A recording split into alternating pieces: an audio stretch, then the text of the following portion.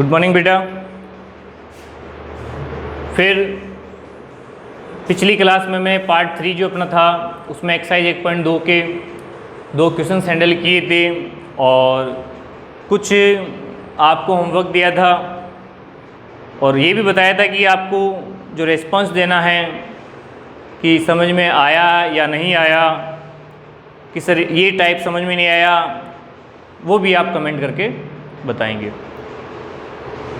आज का अगला जो क्वेश्चन है अपना क्वेश्चन 3, 3 संख्याओं के हमें एचसीएफ और एलसीएम निकालना है। मेथड वही अभाज्य गुणनखंड विधि फॉलो करनी है। जब पर्सन वाला आपको ये कहे कि यूक्लिड विभाजन यूज करो तो यूक्लिड विभाजन यूज करना है, और हमें ये कहे कि अभाज्य गुणनखंड विधि द्वारा ज्ञात करो तो फिर हमें बेटा अभाज्य गुणनखंड विधि ही फॉलो करनी है, यूज करनी है। तीसरा सवाल मैं आपको पढ़ के बता रहा हूँ। अभाज्य गुणनखंड विधि द्वारा निम्नलिखित पूर्णांकों के एचसीएफ और एलसीएम ज्ञात कीजिए। 3 प्रश्न आपको दे रखे हैं, मैं उसमें से आपको एक करवा देता हूं, बाकी 2 आपके लिए वही जो पिछली अपने वीडियो में बताया था वैसे ही इसमें आपके लिए होमवर्क हो जाएगा। तो दूसरा जो सवाल है वो मुझे थोड़ा अलग सा लग रहा है, मैं वो ले रहा हूँ। 3rd क्वेश्चन का जो दूसरा है वो वाला क्वेश्चन देखिए बेटा।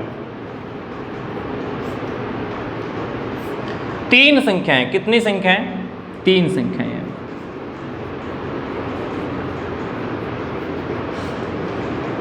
तीन संख्याओं का एचसीएफ एवं एलसीएम ज्ञात करना, ये हम इस पैटर्न में सीखेंगे। उसका क्वेश्चन नंबर 2, तीसरे का जो दूसरा जो क्वेश्चन है, संख्याएं हमें दे रखी है 17, 23 और 29। 17, 23 और 29। हम नोटिस करेंगे कि तीनों ही संख्याएं यहाँ पर अभाज्य संख्याएं हैं। 17 में भी किसी का भाग नहीं जाता है और 23 में भी किसी का भाग नहीं जाता है और 29 में भी किसी का भाग नहीं जाता है। तो जाहिर सी बात है, अगर ऐसी संख्याएं दे दी जाए जो अभाज्य हो या आपस में किसी का भाग नहीं जाता है तो फिर सीधा सा है सर इनमें कुछ कॉमन तो मिलने वाला ही नहीं है।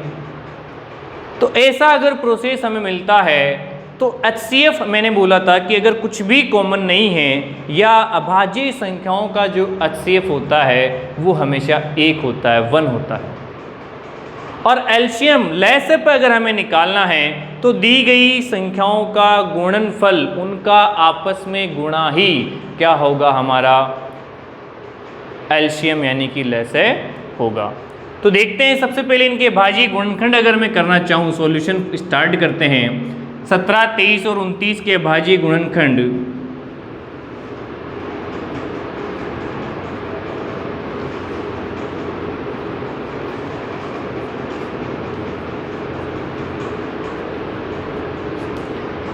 सेवनटीन को मैं लिखूंगा 1 × 17 लिख सकता हूँ। 1 क्यों लिख रहा हूँ? ताकि कोई बच्चा कहे सर ये आपने आंसर 1 क्यों आता है, ऐसे आप 1 क्यों बता रहे हैं? तो मैंने कहा 1 हमेशा हर संख्या के गुणनफल के रूप में लिखा जा सकता है, तो मैं इसको लिख सकता हूँ 1 × 17।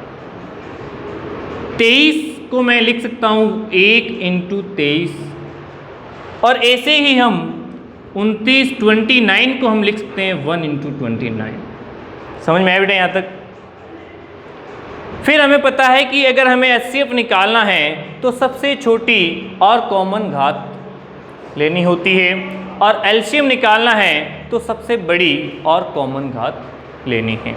तो क्या देखा हमने, अगर तीनों का एचसीएफ निकालना है, अतः 17, 23 और 29 का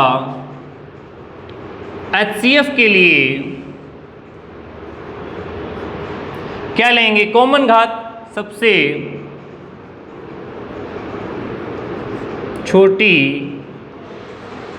एवं कॉमन को हम उभयनिष्ठ भी लिखते हैं बेटा, कॉमन घात लेने पर।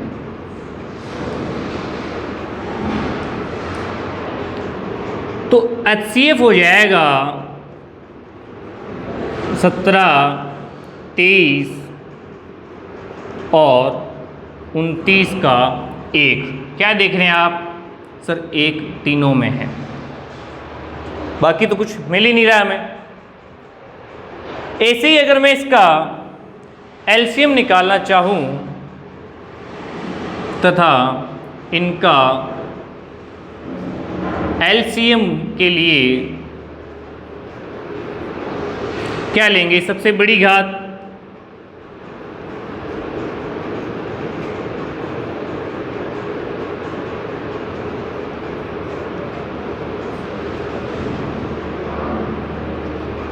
तो सर एलसीएम जो आएगा 17, 23 और 29 का, वो तीनों का मल्टीपल ही होगा, तीनों का गुणा ही होगा। ऐसा क्यों सर? तो देख रहे हैं आप 17 इसमें नहीं है, फिर भी लेना है क्योंकि इसमें सबसे बड़ी घात लेते हैं। नहीं का मतलब 17 की पावर 0 में छुपा हुआ है, अभी पिछली वीडियो में हमने देखा था। इसका गुणा आप कीजिए फटाफट, मैं भी करता हूँ, आप भी कीजिए फटाफट, आंसर बताइए दी क्या आएगा गुणा करने पर, फिर अपन आगे बढ़ते हैं अगले क्वेश्चंस की तरफ।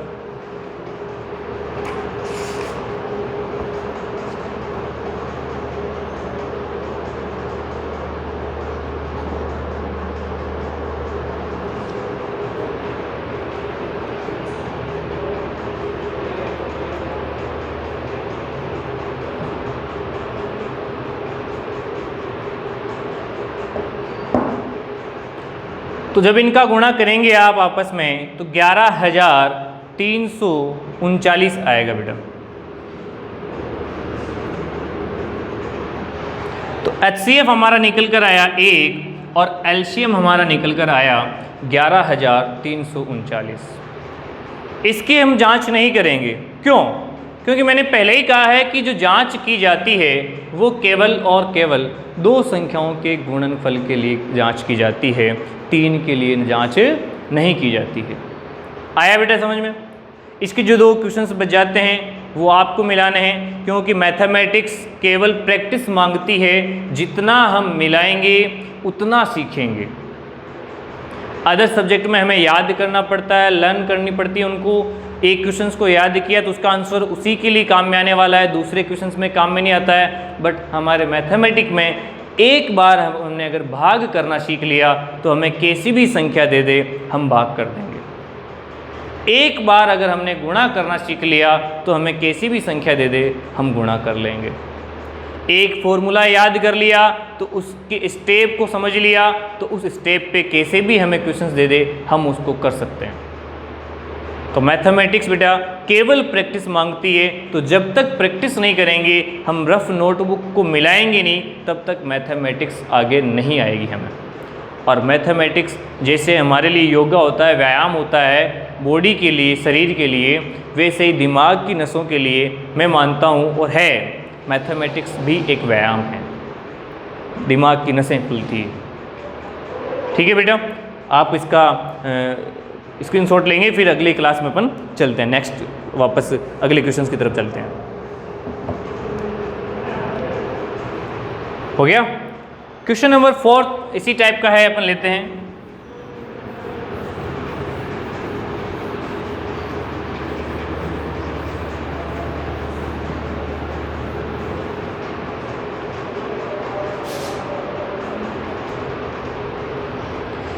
थर्ड क्वेश्चन हो गया बेटा, थर्ड का एक हमने करा था, 2 आप करेंगे।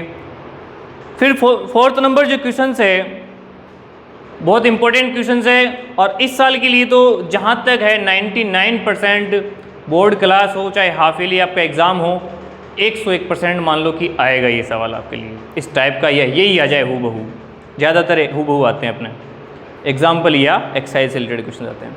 फोर्थ क्वेश्चन है HCF ऑफ 306 और 657 इक्वल दे रखा है 9, मतलब 306 और 657 दो संख्याएं हमारे पास, ब्रैकेट्स के अंदर हम लिख रहे थे संख्याएं, पता आपको? तो 306 और 657 दो संख्याएं हैं, कितनी हैं? 2 संख्याएं हैं। तो उनका HCF हमें दे रखा है 9, तो एलसीएम ऑफ 306 और 657 ज्ञात कीजिए। तो उनका एलसीएम हमें ज्ञात करना है। तो नोटिस कीजिए कि जो फोर्थ क्वेश्चन है उसमें लिखा है HCF ऑफ 306 657 इक्वल टू 9 है, तो एलसीएम ऑफ 306 657 हमें फाइंड आउट करना है, ज्ञात करना है।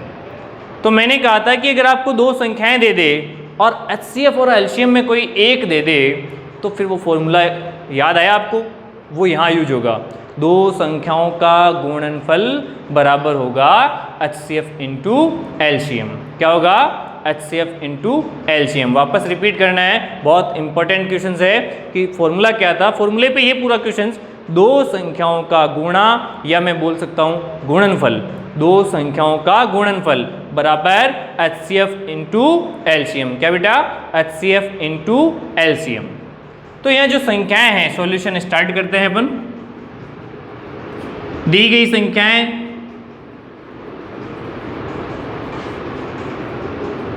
306 और 657 है, HCF 9 है। तो सूत्र हमने काम में लिया, दो संख्याओं का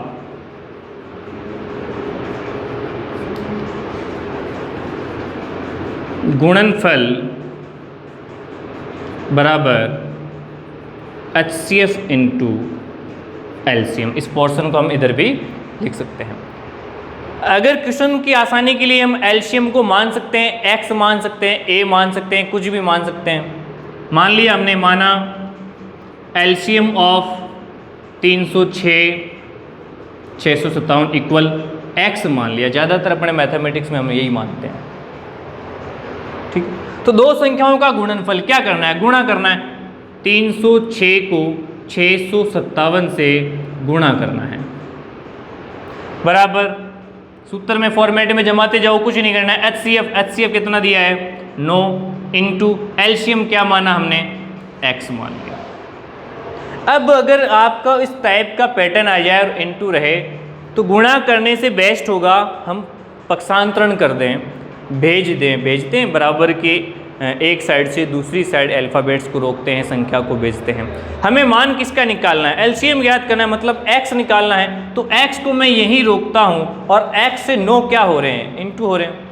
और हमें पता है जो संख्या इंटू होती है उसको अगर बराबर इक्वल की दूसरी साइड हम भेजते हैं तो इंटू वाली डिवाइड में जाती है, बट्टे में जाती है। तो 9 इस वाली संख्याओं के नीचे बट्टे में मैं लिख सकता हूँ। तो क्या लिखेंगे हम? x बच गया एक साइड, चाहे मैं उधर लिखूं चाहे इधर लिखूं एक ही बात है। एक साइड x बच गया और दूसरी साइड क्या था? 306 इंटू 657 था, बट्टे x से क्या गुणा हो रहा था? 9 गुणा हो रहे थे। इस 9 को हम बट्टे में भेजेंगे, ये जाएगी तो इनके बट्टे में ही जाएगी। तो एक इधर लिखें चाहे उधर लिखें, कोई दिक्कत नहीं है। तो मैं यहाँ 9 लिख देता हूँ, इंटू में था बट्टे में चला गया। अब अगर 9 का डिवाइड हो रहा है तो आराम से भाग दे दीजिए, और 9 का भाग वही 3 का योग वाला काम में लेना है कि सर 6 3 9, मतलब भाग 9 में जा रहा है 9 का, तो संख्या में भी 9 का भाग जाएगा। छोटा कर लेते हैं, काट लेते हैं इसको। 30 में 9 का 9 तिया 27, कितने बच गए? 3 6 36 में 9 चौक 36। तो x equal to 34 multiple by 657 और हमारा आंसर आएगा 22,338। एलसीएम क्या आ जाएगा? 22,338। देखिए अगर आपको कहीं दिक्कत है तो देख सकते हैं आराम से, फिर अपन आगे बढ़ते हैं। और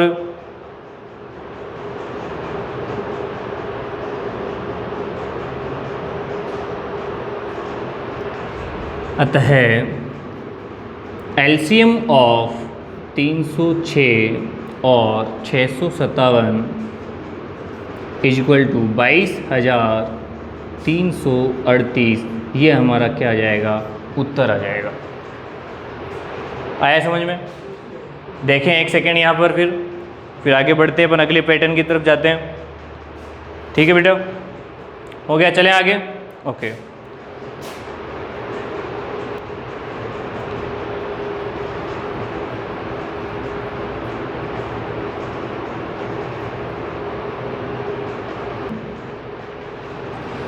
तो फोर्थ क्वेश्चन के बाद पांचवा जो क्वेश्चन है बेटा, लिखा है जांच कीजिए कि क्या किसी प्राकृत संख्या n के लिए संख्या 6 की पावर n 0 पर समाप्त हो सकती है। मतलब उसका जो इकाई अंक होगा वो शून्य होगा या नहीं होगा। पहले इस टाइप के क्वेश्चंस का मैं एग्जांपल लेके आपको समझाता हूँ, फिर बाकी लैंग्वेज क्वेश्चन है पूरा।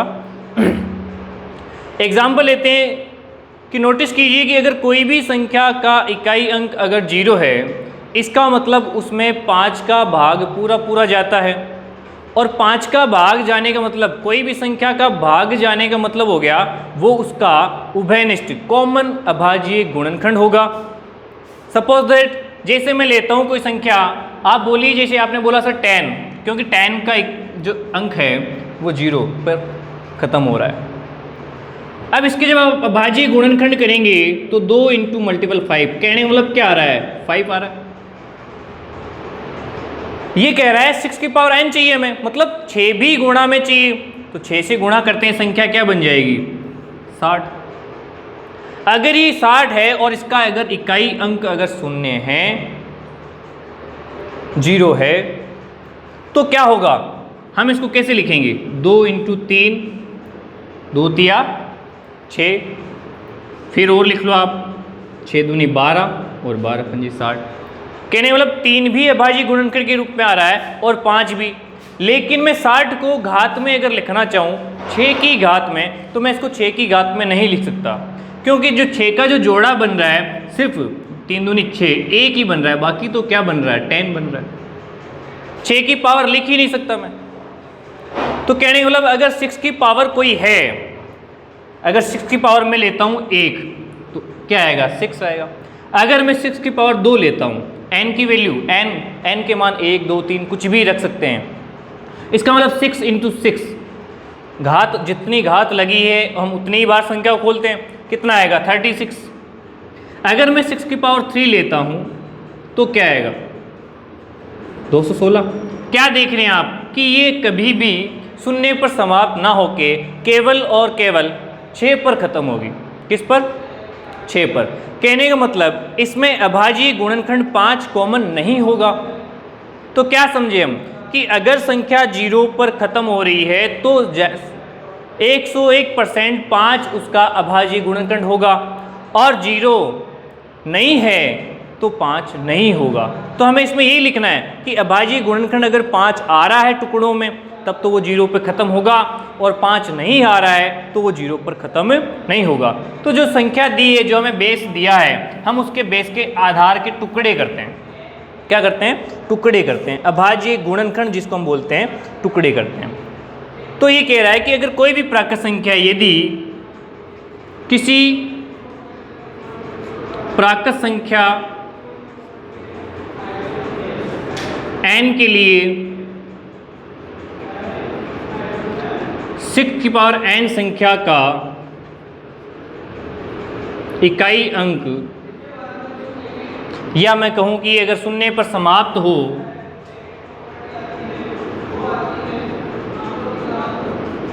जीरो पर समाप्त होता है, तो क्या होगा, संख्या 5 से विभाज्य होगी।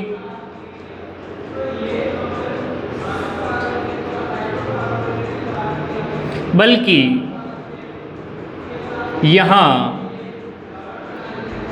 6 की पावर n बराबर हम क्या लिखेंगे, 6 को मैं लिख सकता हूँ 2 × 3 की पावर n। 6 को मैं क्या लिख सकता हूँ, 2 3 6। आप क्या देख रहे हैं, क्या यहाँ 5 कॉमन आ रहा है, क्या यहाँ 5 का गुणा आपको दिख रहा है, नहीं है। यहाँ में 5 का अभाज्य गुणनखंड नहीं है।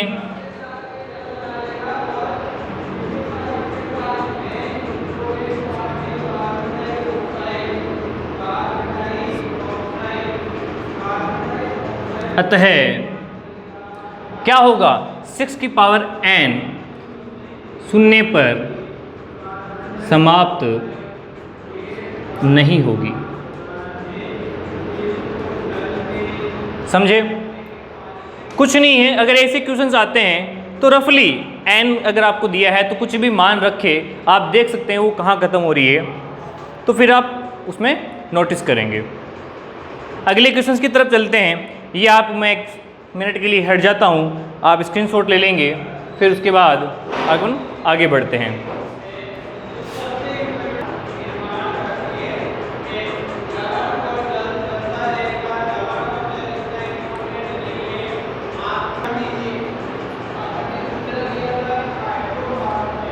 हाँ, तो अगला क्वेश्चन लेते हैं अपन। हमारी बुक का जो छठा क्वेश्चन है, सवाल लिखा है, व्याख्या कीजिए कि 7 × 11 × 13 प्लस 13, ये तीनों संख्याएं 7 × 11 × 13 ये मल्टीपल में है, प्लस 13 ये 13 प्लस में है, और दूसरी जो संख्या दे रखी है 7 × 6 × 5 × 4 × 3 × 2 × 1 प्लस 5 ये प्लस में है। ध्यान देंगे आप, भाज्य संख्याएं क्यों हैं, मतलब ये भाज्य क्यों हैं। और हमें पता है भाज्य संख्याएं वही होती है जिनमें खुद के अलावा दूसरी कोई संख्या का भाग जाता है, और मैंने भी कहा था भाग जाने का मतलब है वो संख्या उसमें गुणा के रूप में होगी, वो गुणनखंड के रूप में होगी। यहाँ हम नोटिस करते हैं, मैं पहली संख्या लेता हूँ, दी गई संख्याएं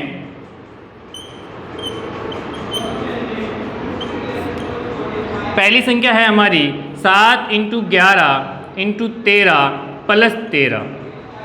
अगर प्लस में दी हो या माइनस में दी हो, तो अगर कुछ कॉमन दिख रहा है तो हमारे आंसर को, अपने उत्तर को सरल बनाने के लिए हम उस संख्या को कॉमन ले लेते हैं, बाहर निकाल लेते हैं। यहाँ ये पूरी एक है संख्या, इसको गुणा करना है, गुणा करने के बाद 13 13 इसमें जोड़ना है, तो पूरी ये जो संख्या प्राप्त होगी वो एक ही संख्या है, बस उसको टुकड़ों में लिख दिया गया है। हमें पता करना है कि वो संख्या भाज्य है या भाज्य है। यहाँ हम देख रहे हैं कि इसमें 13 कॉमन है सर दोनों में। ये पूरा इनटू में अगर कोई संख्याएं रहती है तो पूरी एक मानी जाती है, जैसे ही प्लस माइनस का चिन्ह आ जाता है तो वो अलग हो जाती है। 13 दोनों में है तो 13 को हम क्या करेंगे, बाहर कॉमन लेते हैं 13 को। यहाँ से 13 निकाला, क्या क्या बच गया, 7 × 11 प्लस बाहर निकाला तो एक तो बचा। सर एक कहाँ से बच गया, भाग करते हैं, 13 का यहाँ भाग हो गया तो 7 × 11 बच गया, इंटू 1 तो वो इंटू होके छुप जाता है, प्लस 13 एकम 13। इसको हम मल्टीपल करेंगे, 13 × 11 7 77 प्लस 1 कितना हो जाएगा, 78 हो जाएगा। सर आप क्या देख रहे हैं कि इसमें 13 गुणा में है, इसका मतलब 13 का भाग इस संख्या में जरूर जाएगा। इसका जो गुणा करेंगे, यहाँ जो गुणनफल आएगा उस गुणनफल में 13 का डिवाइड सर 101% जाएगा, क्योंकि ये कॉमन है सर। इसमें 13 को हम अगर मल्टीपल करते हैं तो 1014 हमारा आता है। क्या देखा कि ये जो संख्या आई हमारी इस पूरे को सॉल्यूशन करने पर 1014 में 13 एक ऐसी संख्या है जिसका इसमें भाग जाएगा। और डेफिनेशन के अकॉर्डिंग अगर कोई संख्या उसमें खुद के अलावा दूसरी संख्या का अगर भाग जाता है तो वो अभाज्य ना होकर भाज्य होती है। तो हम क्या देख रहे हैं कि जो 1014 है उसमें 13 मल्टीपल में है, 13 का अगर डिवाइड करेंगे तो 78 बार जाएगा, इसका मतलब सर ये क्या है, भाज्य है। ऐसे ही हम किसको चेक करते हैं, इस वाली को चेक करते हैं। इस वाली में अगर मैं देखूं तो आपको 5 कॉमन दिख रहा है। क्या कॉमन दिख रहा है, 5 कॉमन दिख रहा है। तो मैं 5 को बाहर निकाल लेता हूं, बच क्या जाएगा, 7 6 4 3 2 1 प्लस यहाँ एक बार चला जाएगा। सर ये कहाँ से आता है, तो मैंने यहाँ से 5 लिया तो यहाँ मल्टीपल 1 अगर 6 से मल्टीपल होगा तो 6 बन जाएगा, बट यहाँ प्लस का चिन्ह है तो प्लस एक बार तो भाग गया, 5 का भाग 5 में एक बार गया तो 1 बच जाएगा। 9th क्लास में हमने कॉमन लिया था। यहाँ इसको हम सॉल्व करेंगे, मल्टीपल करेंगे तो 5 इंटू ये जब आप मल्टीपल करेंगे तो क्या आ जाएगा, देखो 1 को 2 से गुणा करेंगे 2, 2 को 3 से करेंगे 2 3 6, 6 को 4 से करेंगे 6 चौक 24 हो जाएगा, और 24 को जब हम 6 से गुणा करेंगे तो अपना क्या आ जाएगा बेटा, 144 आ जाएगा, और 144 को जब हम 7 से गुणा करेंगे तो क्या आ जाएगा, 1008 आ जाएगा प्लस 1। और जब इसको अपन मल्टीपल करेंगे तो 5 इंटू 1009 आएगा। क्या आएगा, 5 इंटू 1009 आएगा। इनको सीधा सा गुणा करेंगे, 9 पंजे 45 और 0 और 5। क्या देखा आपने सर, इसमें 5 एक ऐसी संख्या है कि इसका 5 का पूरा पूरा इसमें भाग जाएगा, तो इसका मतलब ये भी भाज्य है। तो क्या देखा कि यहाँ ये दोनों संख्याएं भाज्य संख्याएं। कारण क्या है कि कारण है इनमें खुद के अलावा एक ऐसा भाज्य गुणनखंड है जो कॉमन है या इनमें पूरा पूरा भाग करेगा। इसका मतलब ये क्या हो जाएगा, भाज्य है।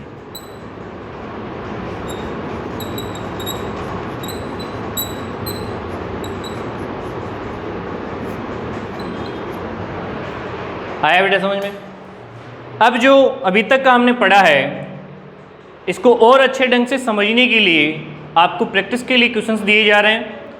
मैं आपको समझा देता हूँ कौन से क्वेश्चंस है, फिर उसके बाद आप स्क्रीनशॉट ले लेंगे। पहले समझ लीजिए, होमवर्क में नोट करना है इसी एक्सरसाइज 1.2 का क्वेश्चन नंबर 3 जो अभी हमने जस्ट किया है।